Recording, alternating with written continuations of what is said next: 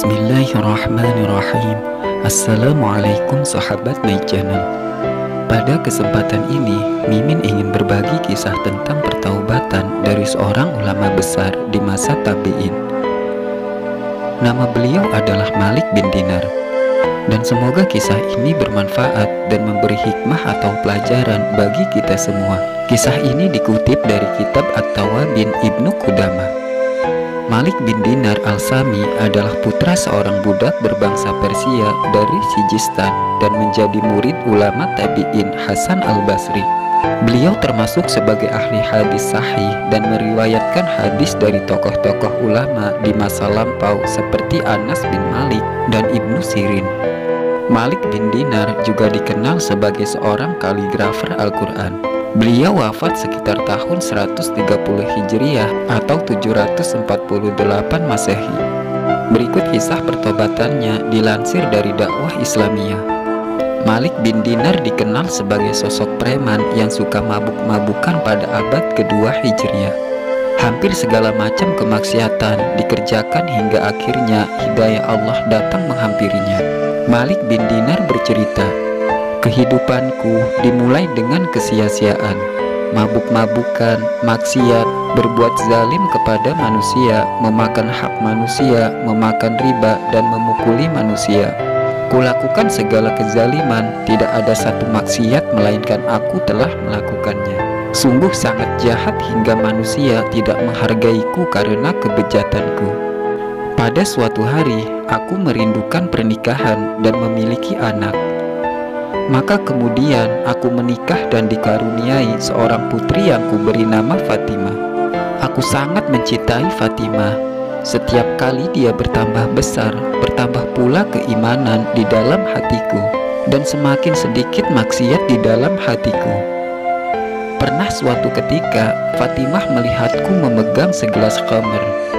Maka dia pun mendekat kepadaku dan menyingkirkan gelas tersebut hingga tumpah mengenai bajuku. Saat itu umurnya belum genap 2 tahun. Seakan-akan Allah lah yang membuatnya melakukan hal tersebut. Setiap kali dia bertambah besar, semakin bertambah pula keimanan di dalam hatiku. Setiap kali aku mendekatkan diri kepada Allah selangkah, maka setiap kali itu pula aku menjauhi maksiat sedikit demi sedikit. Hingga usia Fatimah genap 3 tahun.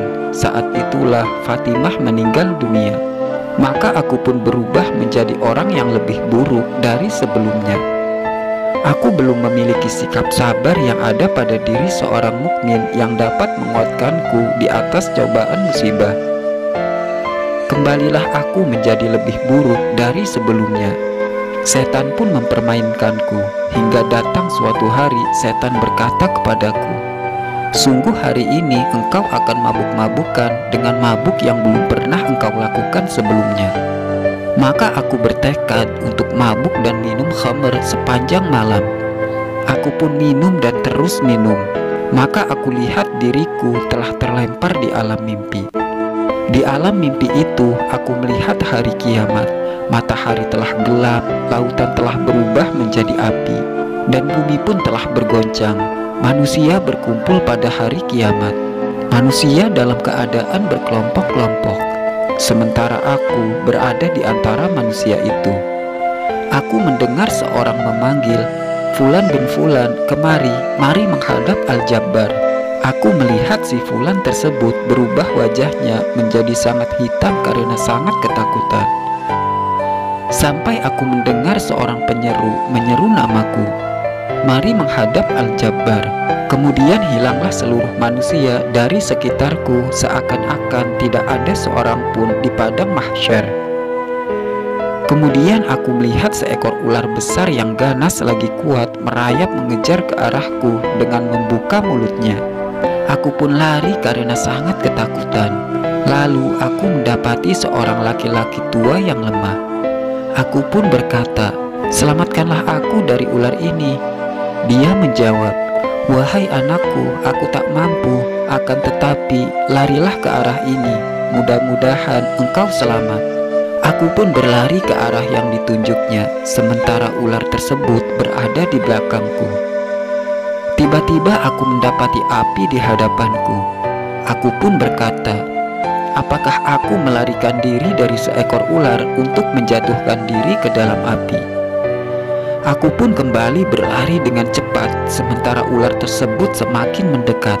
Aku kembali kepada lelaki tua yang lemah tersebut dan berkata, demi Allah, wajib atasmu menolong dan menyelamatkanku.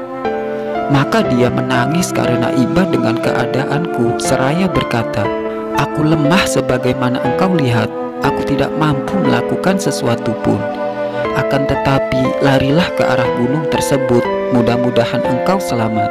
Aku pun berlari menuju gunung tersebut, sementara ular akan mematukku. Kemudian aku melihat di atas gunung itu terdapat anak-anak kecil, dan aku mendengar semua anak tersebut berteriak, wahai Fatimah, tolonglah ayahmu, tolonglah ayahmu. Selanjutnya aku mengetahui bahwa dia adalah putriku. Aku pun berbahagia bahwa aku mempunyai seorang putri yang meninggal pada usia 3 tahun yang akan menyelamatkanku dari situasi tersebut. Maka dia pun memegangku dengan tangan kanannya dan mengusir ular dengan tangan kirinya, sementara aku seperti mayat karena sangat ketakutan. Lalu dia duduk di pangkuanku sebagaimana dulu di dunia. Dia berkata kepadaku, wahai ayah, belumkah datang waktunya bagi orang-orang yang beriman untuk tunduk hati mereka mengingat Allah? Quran Surat Al-Hadid. Maka kukatakan, wahai putriku, beritahukanlah kepadaku tentang ular itu. Dia pun berkata, itu adalah amal keburukanmu. Engkau telah membesarkan dan menumbuhkannya hingga hampir memakanmu. Tidakkah engkau tahu, wahai ayah, bahwa amal-amal di dunia akan dirupakan menjadi sesosok bentuk pada hari kiamat, dan lelaki yang lemah itu adalah amal salehmu. Engkau telah melemahkannya hingga dia menangis karena kondisimu dan tidak mampu melakukan sesuatu untuk membantu kondisimu. Seandainya saja engkau tidak melahirkanku, dan seandainya saja tidak mati saat masih kecil, tidak akan ada yang bisa memberikan manfaat kepadamu. Aku pun segera terbangun dari tidurku dan berteriak, wahai Robku, sudah saatnya wahai Robku. Ya, belum datangkah waktunya bagi orang-orang yang beriman untuk tunduk hati mereka mengingat Allah? Lantas aku mandi dan keluar untuk sholat subuh dan ingin segera bertaubat dan kembali kepada Allah. Aku pun masuk ke dalam masjid dan ternyata imam pun membaca ayat yang sama. Belumkah datang waktunya bagi orang-orang yang beriman untuk tunduk hati mereka mengingat Allah dan kepada kebenaran yang telah turun kepada mereka. Dan janganlah mereka seperti orang-orang yang sebelumnya telah diturunkan Alkitab kepadanya.